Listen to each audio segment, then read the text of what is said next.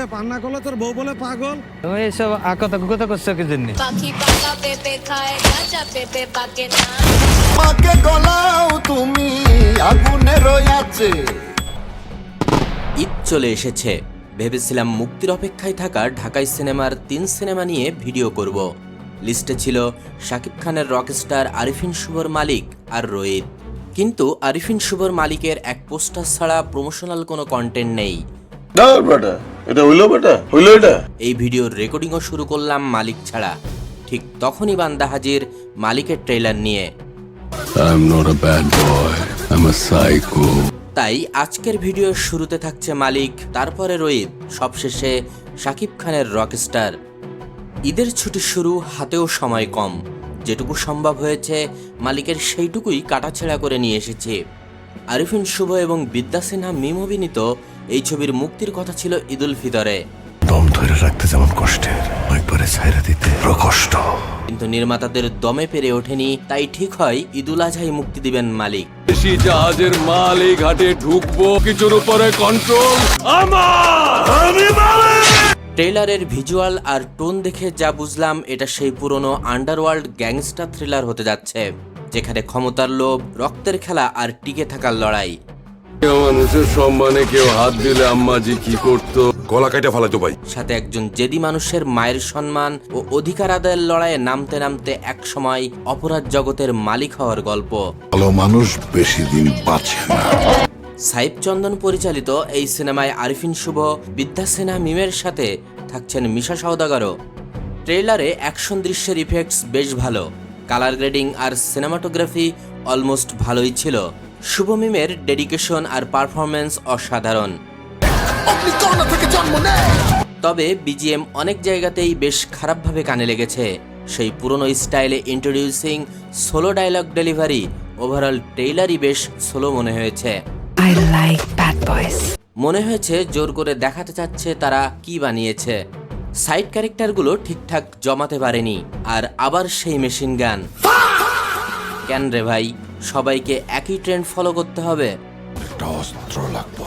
Twist expected, যেমন ধরুন ভিলেনের একটা অস্ত্র দরকার।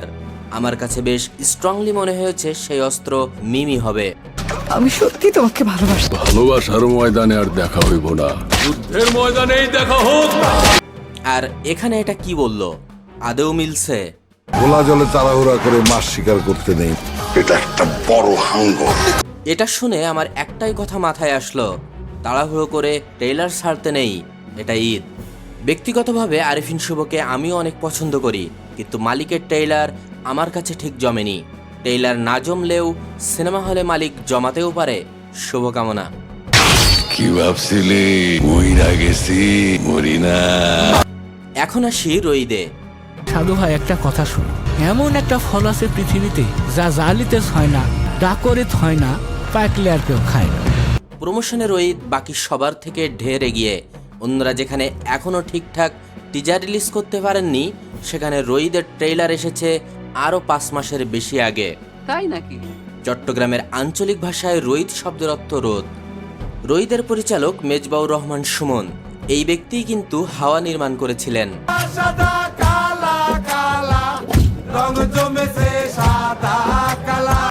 হাওয়ার পরে রোহিত, গভীর সমুদ্রে হাওয়ার পর সবুজ এবং পাহাড়ে রোহিত। সিনেমাটির সম্পূর্ণ দৃশ্য ধারণ করা হয়েছে সিলেটের শ্রীমঙ্গলে। সিনেমার গল্পটি গড়ে উঠেছে সাধু এবং তার স্ত্রীকে কেন্দ্র করে। তোর বউ বলে পাগল। আশেপাশের মানুষ সাধুর স্ত্রীকে পাগল বলে আখ্যায়িত করে, যদিও তার মধ্যে উন্মাদনার কোনো লক্ষণ নেই। মূলত সাধু, তার স্ত্রী এবং তাদের বাড়ির পাশের একটি তালগাছকে কেন্দ্র করে গল্পটি আবর্তিত হয়েছে। পরিচালকের ভাষ্যমতে এই গল্পের ভেতর দিয়ে তারা মূলত আদম ও হাওয়ার আদিম আখ্যানকেই খোঁজার চেষ্টা করেছেন। এখানে শুধু টাইম স্প্যান আলাদা।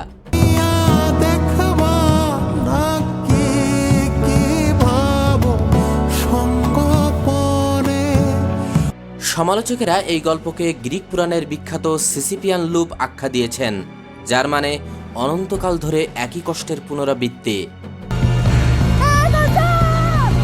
সাধু যখনই তার স্ত্রীকে কোনো অচেনা দূরবর্তী স্থানে ফেলে রেখে আসার চেষ্টা করে, তখনই বাড়ির পাশের তালগাছ থেকে একটি তাল মাটিতে পড়ে, আর ঠিক অলৌকিকভাবেই তার স্ত্রী আবার ফিরে আসে। আমি কি গন্ধম খাইছি? এই সিনেমার সিনেমাটোগ্রাফি এক কথায় টপ নাচ। বিশাল ক্যানভাসের সাথে নিখুঁত কালার গ্রেডিং। সিনেমাটোগ্রাফার মুসাদ্দিক জ্যোতি পুরো শুটিংয়ে প্রাকৃতিক আলো ব্যবহার করেছেন। ট্রেইলারের সিনেমাটির যে সোনালি এবং কিছুটা ভৌতিক বা রহস্যময় আভা দেখা গেছে তা সম্পূর্ণ প্রাকৃতিক উপায়ে ধারণ করা। সিনেমাটোগ্রাফি সত্যিই মোর দ্যান বাংলা সিনেমা। বিখ্যাত ইন্টারন্যাশনাল ফিল্ম ফেস্টিভ্যাল IFFR এর মূল প্রতিযোগিতা অর্থাৎ টাইগার সেকশনে প্রথম বাংলাদেশি পূর্ণদৈর্ঘ্য চলচ্চিত্র হিসাবে বিশ্ব প্রিমিয়ারের গৌরব অর্জন করেছে রোহিত। কাস্টিংয়ে ফ্রেশনেস, মেকআপ থেকে কস্টিউম সবকিছুতেই নিখুঁত ডিটেইলিং। অভিনয়ে আছেন সাধুর চরিত্রে মুস্তাফিজুর নূর ইমরান, সাধুর স্ত্রীর চরিত্রে নাজিফা তুষি, গাজী রাকায়েত, আউসাবুল ইয়ামিন রিয়াদ। সবাই সাবলীল ছিলেন আর তাদের সেরাটা দিয়েছেন। তোর নাম কি? হ্যাঁ, সাদের বাবা। নাজিফা তুষির চরিত্রের কোনো নাম নেই, তার একটাই পরিচয়, সাধুর বউ। চরিত্রের প্রয়োজনে তিনি টানা 6 মাস সাবান শ্যাম্পু ব্যবহার করেননি। ডেডিকেশন লেভেলটা ভাবা যায়।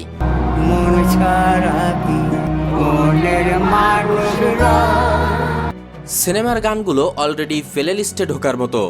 ব্যাকগ্রাউন্ড মিউজিক ট্রেইলারের মুডটাকে পারফেক্টলি বুস্ট করছে। কমার্শিয়াল মাসলার ভিড়ে রোহিত ইমোশন আর নিখুঁত নির্মাণ দিয়ে হতে চলেছে এই ঈদের সেরা কাজ। ওটা কি সাধু ভাই, তাল নাকি? তালের মধ্যে কি খুঁজছো ভাই? সবশেষ আসা যাক মেগা স্টার সাকিব খানের রক স্টারে। Global superstar. The future of a rock star. Teaser আর গান দিয়ে অলরেডি ইন্টারনেট গরম।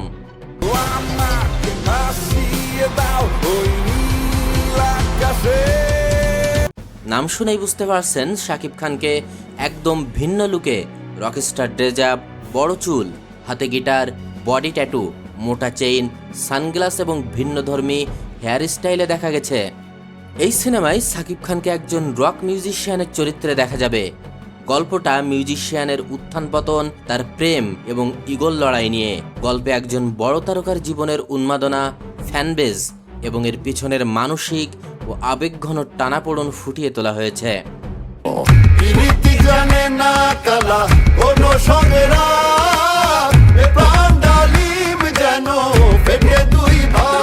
এটি শাকিব খানের নিজস্ব ভাবনা থেকে তৈরি এবং পরিচালনা করেছেন আজমান রুশো। শাকিব খানের চরিত্রের নাম আগুন, নায়িকা সাবিলা নূর এবং Tanjia Zaman Mithila. Larger than life canvas, drone shot, glamorous set আর fast paced editing. Action sequence আর নাচের কোরিওগ্রাফিতে বেশ খরচ করা হয়েছে তা বোঝাই যাচ্ছে। পিওর মাস এন্টারটেইনার বলতে যা বোঝাই, রকস্টার ঠিক তাই। সিনেমাটির একটি বড় অংশের শুটিং হয়েছে মালয়েশিয়ায়। সিনেমার নাম যখন রকস্টার, তখন মিউজিক তো টপ নচ হতেই হবে।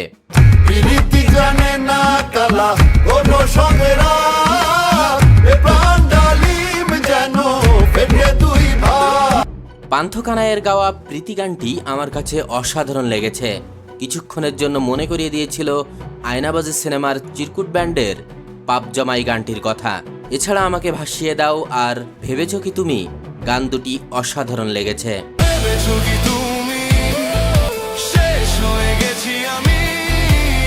থিয়েটারে যখন লাউড স্পিকারে এই গান আর BGM বাজবে, দর্শক যে ছিট ছেড়ে নাচবে সেটা লিখে দেওয়া যায়।